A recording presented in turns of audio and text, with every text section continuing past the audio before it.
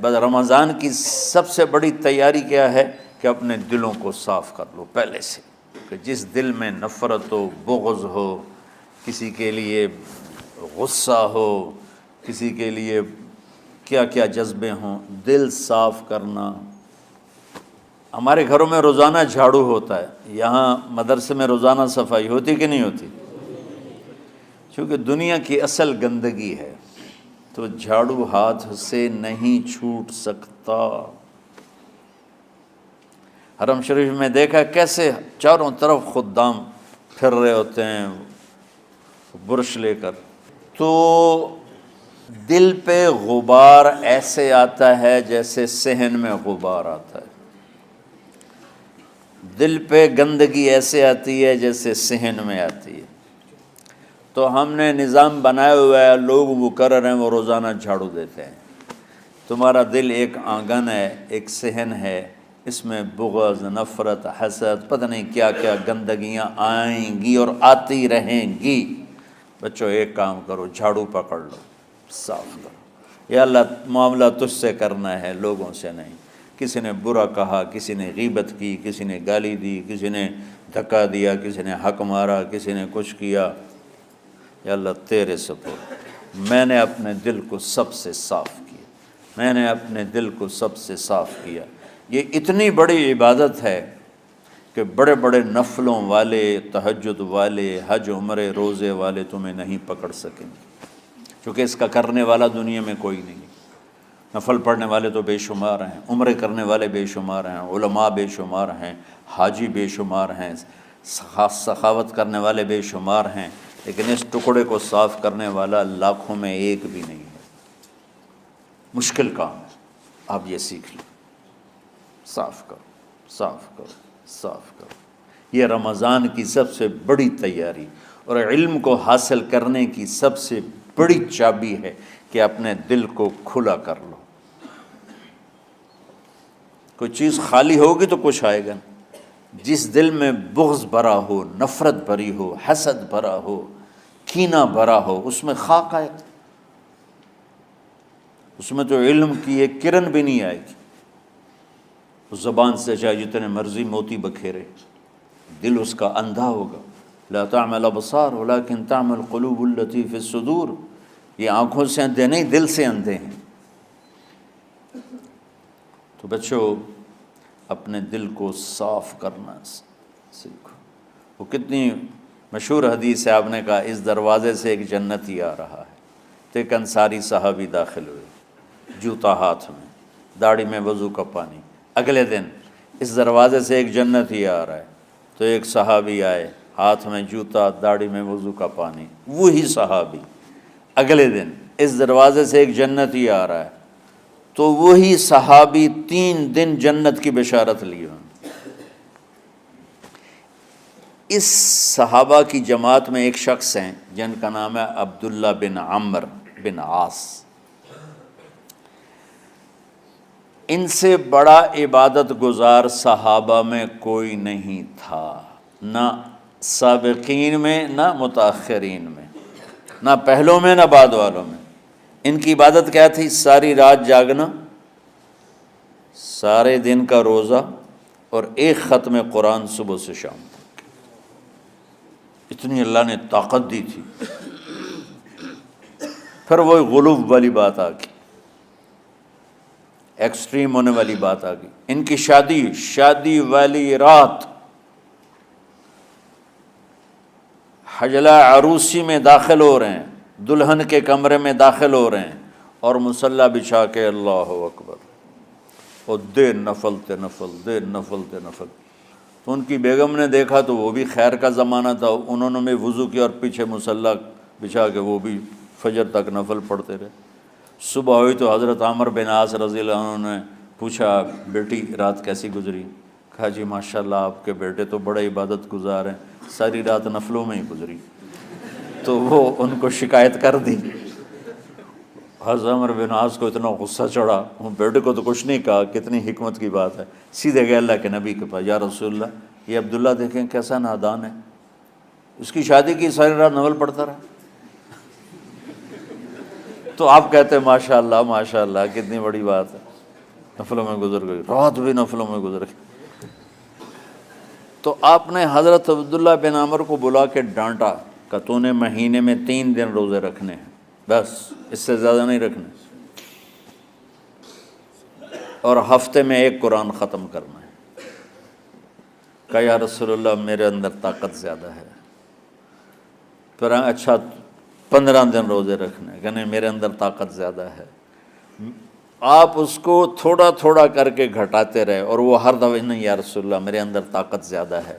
تو آخر میں آپ نے کہا اچھا چلو صوم داؤدی پہ آ جاؤ، 1 دن روزہ رکھو، 1 دن افطار کرو، اور 3 دن سے پہلے قرآن ختم نہیں کرنا۔ تو آپ نے اس کو پیچھے کیا۔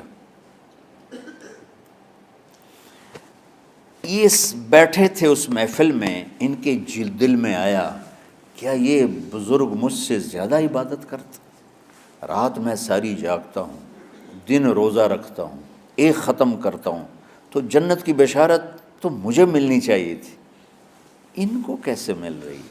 یہ کسی کتاب میں نہیں لکھا کہ یہ ان کا جذبہ تھا، لیکن جو کہ میں ان کی سیرت کو جانتا ہوں تو مجھے خیال آتا ہے کہ ان کی نفسیات میں یہ بات آئی ہوگی، چونکہ صرف انہی کو خیال آیا کہ میں جا کے دیکھتا ہوں کہ یہ بزرگ کیا کرتے ہیں۔ تو ان کے پاس پہنچ گئے، چاچا ذرا، وہ ادھیڑ عمر تھے، چاچا وہ میرے ابا تھوڑے ناراض ہیں، تو کچھ دن آپ کے پاس گزار لوں؟ کا بیٹا بسم اللہ آ جاؤ۔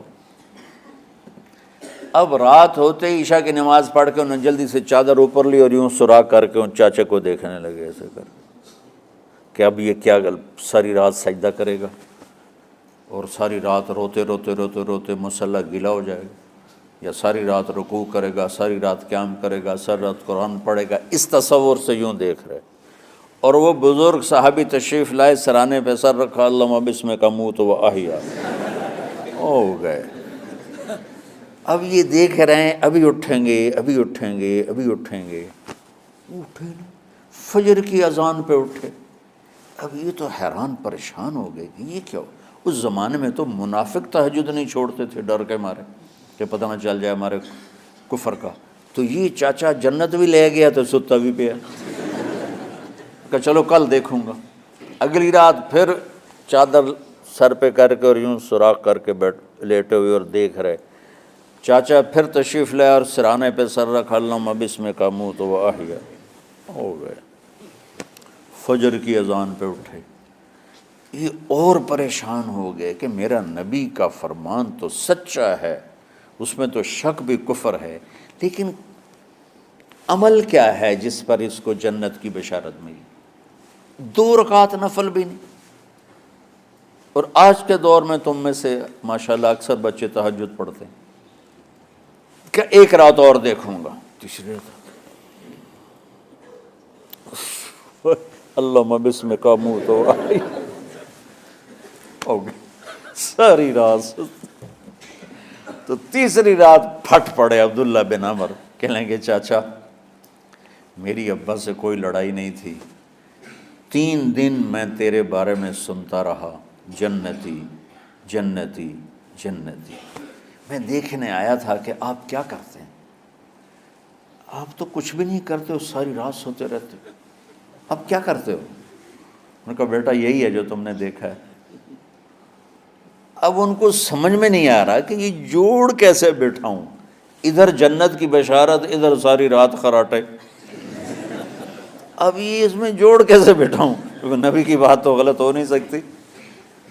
تو اب وہ نا ایسے نا بڑے بے دل سے ہو کر واپس مڑے، پتہ نہیں کی چکر ہوئے گی کوئی گل۔ جب وہ دروازے تک پہنچے تو کہنے لگے بیٹا ادھر آنا، واپس آ گئے۔ کہا میں تمہیں اصل راز کی بات بتاتا ہوں۔ کہا کیا ہے کیا ہے؟ تو یہاں ہاتھ رکھا، کہا یہ جو دل ہے نا اس میں کسی انسان کی نفرت نہیں۔ ہاں ہاں ہاں، اور جب اللہ کسی کو رزق دیتا ہے، عزت دیتا ہے، مجھے کبھی حسد نہیں ہوا، مجھے خوشی ہوتی۔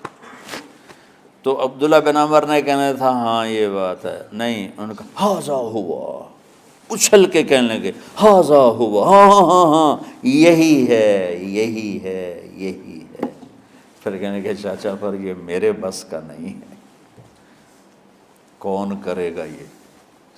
اتنے بڑے آدمی ہو کر کہہ رہے ہیں کہ یہ میرے بس کا نہیں۔ تو بچوں، دنیا میں جنتی بننا ہے اور علم اللہ سے لینا ہے تو اسے صاف کر دو، سب کی نفرت سے۔ سب، اس نے مجھے یہ کیوں کہا، اس نے مجھے یوں کیوں دیکھا، اس نے میرے بارے میں یوں کیوں کہا، اس نے میرے بارے میں یہ کیوں لکھا۔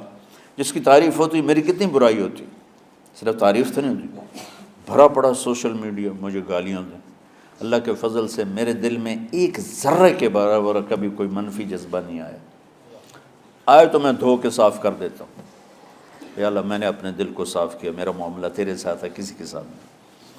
یہ یاد، رمضان کی سب سے بڑی تیاری، علم کے حاصل کرنے کا سب سے بڑا ہتھیار آپ کو یہ نہیں ہے کہ تمہیں کتابیں یاد ہو جائیں، تمہیں اشعار یاد ہو جائیں۔ تو ساری امت سے کہتا ہوں رمضان کا استقبال کرو دلوں کو صاف کر کے، نفرتوں کو مٹا کے، مذہبی نفرت، دنیاوی نفرت، رشتوں کی نفرت، بول چال کی نفرت، سیاست کی نفرت، لین دین کی نفرت، ان سب سے اپنے دل کو صاف کرو تاکہ رمضان میں اللہ نے علم اتارا، اللہ تعالیٰ آپ کو علم عطا فرمائے، اور باقی لوگ جو عام دنیا میں زندگی گزار رہے ہیں ان کے دلوں میں اللہ رمضان کا نور اتارے اور ہدایت کا نور اتارے۔ یہ سب سے بڑی تیاری ہے اس کی۔ اور کسی سے گلہ ہے، غصہ ہے، ناراضگی ہے، کسی سے بولتے نہیں ہو، ابھی سے شعبان آ چکا ہے، آپ شعبان سے رمضان کی تیاری شروع فرما دیتے تھے۔ تو اس کی تیاری کیا ہے؟ وہ دلوں کو صاف کرو، معاف کرو، معافی مانگو، تمہارا قصور نہیں پھر بھی معافی مانگ لو، دلوں کو صاف کرو، اور اللہ سے سخاوت مانگو کہ اللہ کو سخی بھی پسند ہے اور صاف دل والا بھی پسند ہے۔